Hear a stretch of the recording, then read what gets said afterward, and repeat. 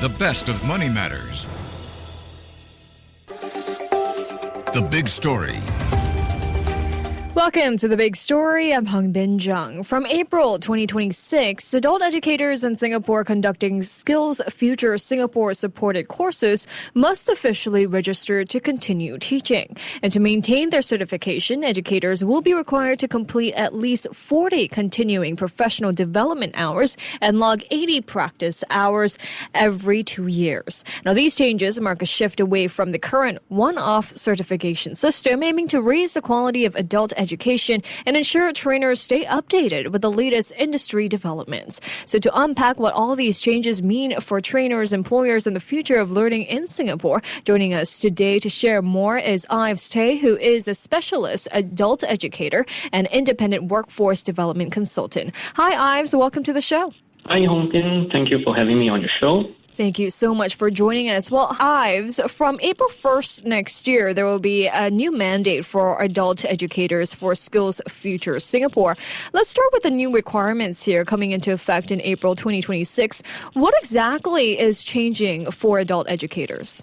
Okay, so like you earlier mentioned, there will be a new set of requirements for trainers who want to conduct SkillsFuture Singapore funded courses. So currently, all they need is actually to go to the Institute for Adult Learning and take up a certification course. It's a train-the-trainer course. So that is currently called the Advanced Certificate in Learning and Performance, which is about 3 months full-time to complete. So from 1st April next year, on top of that certification, trainers would also need to have at least 40 hours of CPD every 2 years and also demonstrate that they have been practicing for at least 80 hours for that 2 years as well. So they'll need to register themselves on a new National Adult Educator Registry, which will probably come to effect sometime end of this year. Okay. So which segment of adult educators and trainers will be most impacted by the new requirements? It will probably be freelance trainers, part-time trainers, who are not exactly employed by the training providers, but just do it more like gig basis from course to course. And because they are not employees of the training providers, it's likely they will have less institutional support to accumulate the hours and also for their continuous professional development. And also smaller training providers may also face some difficulty in tracking and analytic CPD for their full-time trainers as well. I think the most impacted trainers will be those that have just completed or recently completed the one-off certification, the ACLP, because they will have not have anything to demonstrate yet.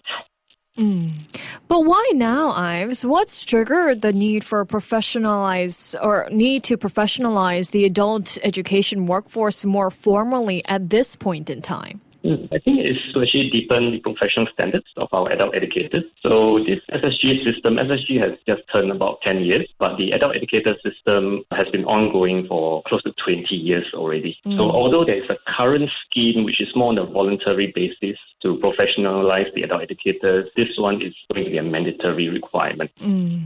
So how does this move align with the broader direction of SkillsFuture and Singapore's national workforce transformation goals?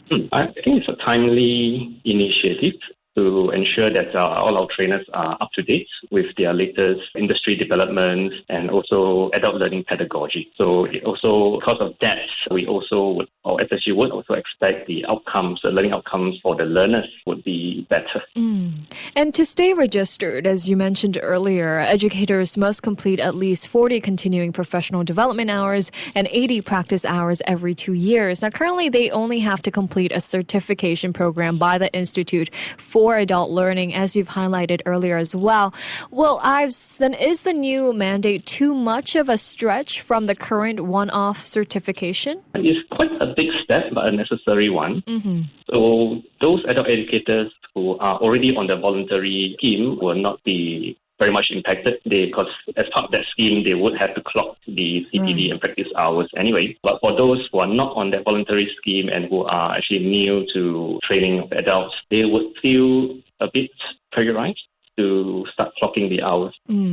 Well, how do you think these new requirements will be received by the community? Have you heard any feedback around these adult educators so far? Yes, so although this announcement was made earlier this morning, there has been some mixed reaction from adult educators. Some welcome the shift, the uplift. Others worry about how are they going to actually afford the courses or clock the hours, because training is not easy to come by, especially if you're a newbie. Right. Will there be any support systems then, or transitional assistance for current trainers who may struggle to meet the new benchmarks? There would probably be, I think, as part of the announcement, SSG has mentioned IL, the Institute for Adult Learning, as will be partnering NTUC to actually support trainers on the CPD hours, as well as how to probably clock the hours. Do you know what happens to someone who doesn't meet the requirements then? Do they lose the ability to teach SkillsFuture funded courses entirely? It's likely that they will not be able to continue conducting the SSG funded courses. But since the effective date is April next year, I think the clocking of hours will actually start